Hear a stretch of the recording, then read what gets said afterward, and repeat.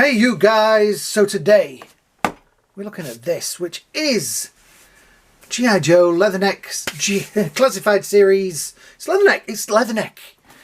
It was one of my favourite Joes back in the day, and he was one of the ones I wanted for the collection, and yeah, they've made him. They've finally got around to him. I'm so excited for this. Nice artwork down the side there. Interesting artwork on the back. I'm surprised he's not got a tattoo. They seem to want to throw tattoos on these guys. But, hey. Is that mainframe in the back there? What his name is? It looks like a crashed Millennium Falcon. But anyway. We have the Legal Easy things on there. Telford Plaza. Kowloon Bay, Hong Kong. So, yeah. That's where this has come from. It's interesting it's called Telford Plaza. Because there's a Telford in England. Anyway. Leatherneck, there is his doodah barcodey thing. If anyone wants to try and scan that. Yeah, done it. Excellent. Right. I am so excited for this one. This was one of my favourites as a kid. And I'm hoping this is as good. Well, the Leatherneck from, there we go, the guide. Full name, Metzer Wendell A. Primary Military Specialist, Infantry, Secondary Military Specialist, Drill Sergeant, birthplace Stromsburg, Nebraska. Gunnery Sergeant, Leatherneck was the hardest gunny that ever slogged through the mud of Camp Juan. Dyslexic. And yeah, before that he was the toughest drill sergeant on Paris Island. Before that he was the roughest tech sergeant on the 1st Recon Battalion in Vietnam. Before that he was the meanest corporal in Gitmo. Civilian badness you just don't count. He is uncouth, opinionated and overbearing, and he has no patience at all with the indecisive and lazy and the dishonest. Not a man you can like, but one you can trust. Very hairy arms in the Marvel universe, I guess. But that gun, that was one of my favourite. That was the reason he was one of my favourites. That gun.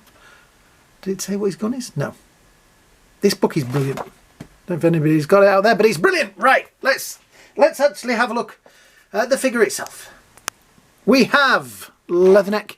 He looks really grumpy. Yeah. Right, we have the backpack, which looks pretty darn cool. Nice colours in there. We have the rifle, which I'm sure somebody will give me a complete rundown of what rifle this is. It looks slightly different. I remember the one I had as a kid was grey. I want to say M16. It's some kind of M16 with a grenade launcher. I think it was a grenade launcher that made it popular for me. I was like, look at that thing. Look at the size of that thing. It comes with a pistol, which has got a ton of sellotape wrapped around it. There we go. Which has a little sight thing on the top, which even has... No, it doesn't have... I was going to say it has crosshairs painted on, but it doesn't. Which looks pretty cool. A nice pistol, which I'm sure will fit somewhere on his person. We also have a stabby thing. Now, while I'm just doing this, let me just say that apparently now some of you guys will be listening to me in a dubbed version of me. So YouTube has started doing dubbed videos, which is great. And I watched one the other day, and I sound really strange as a woman.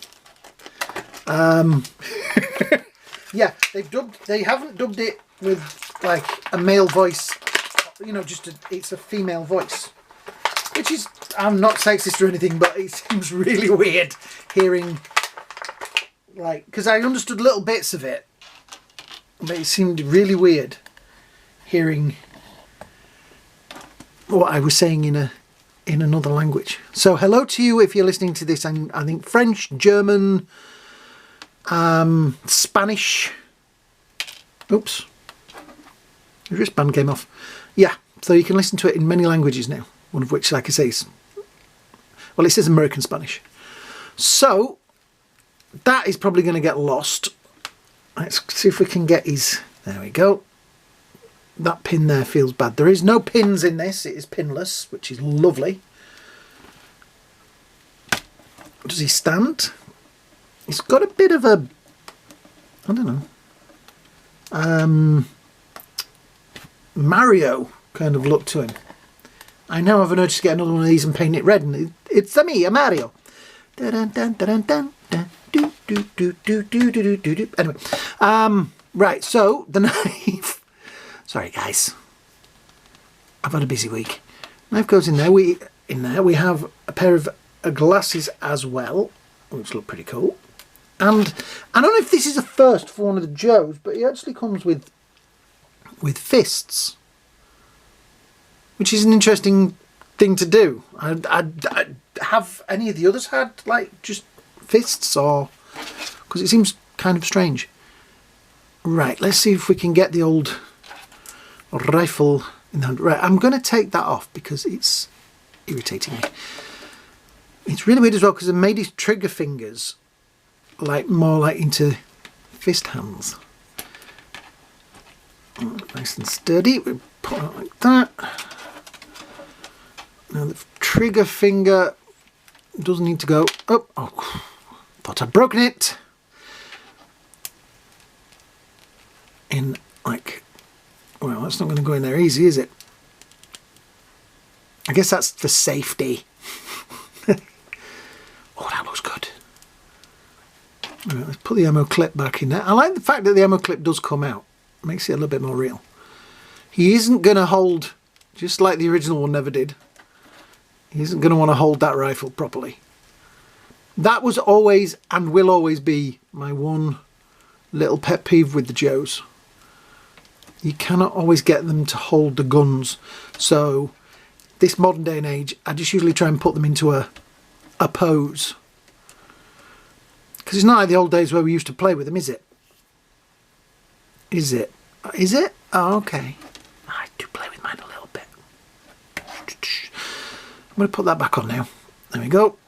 Oh, that's good. It hides the joint. He has a watch on that side as well, which is very nicely detailed.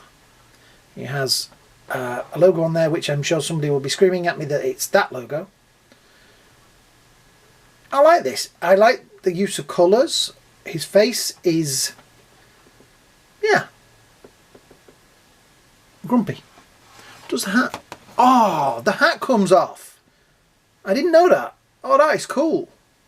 Nice hair. Now he definitely does have it. He does look like Mario. Oh, I forgot to put the... Let me just move that. We'll put the pistol in the holster. Oh, that fits so nice. So all this is webbing and it is all manoeuvrable, which is good. That is not so manoeuvrable.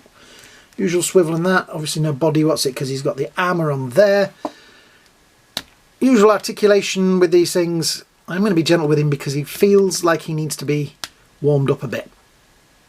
This one does feel like he could be a problem. You know what it's like. Oh, now I've got the hat off. But I'll tell you what, let's put... Because on the box, the shades, which they're slightly tinted. The more safety goggles, which the original version didn't have glasses. But I kind of like those. I'm trying to find a pose that I think he's going to be sort of stood. Yeah, the joints on this are very stiff, so I mean yours might be different, but be careful with it. I'm not going to rag around on him because I don't want it to break.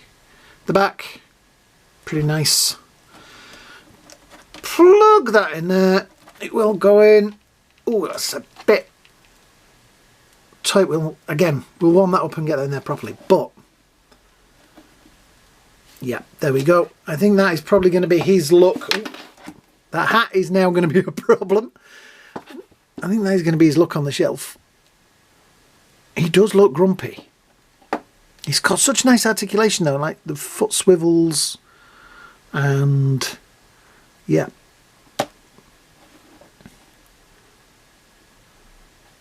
I think G.I. Joe, this is an era where it was Joe or Transformers, and the Transformers were very expensive because they were bigger figures. And when they stopped doing those real vehicles and became, you know, the space truck and things like that, I kind of fell out with them. And I did kind of the same thing with the Joes. Later on, the Joe started doing the ninja stuff and reissuing the same figures but in pink because it was the Tech Force or whatever, you know, that kind of thing. I kind of fell out with them. But this is what I loved as a kid. The Joes. He comes in at 16 centimetres. Or just over 6 inches, which is pretty damn cool. Let's just put him with my usual suspect, which is always stood over here. One of my Joes with the least amount of views. I always feel sorry for him. And we also have the...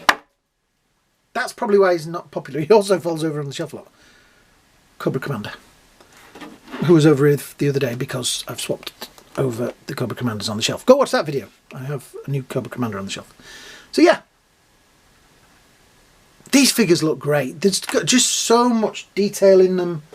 And so much interesting sort of colours and things. And yeah. Oops. Yeah. I think he's brilliant. So yeah. I'm going to wind this one up. Usual stuff that we do at the end of these videos. Thank you for watching. Please like, share, subscribe, all that stuff down there. I hope you all have a great day. I hope you all have a great night. I hope you have a great Christmas and New Year. And I will see you all in the next video. Bye now.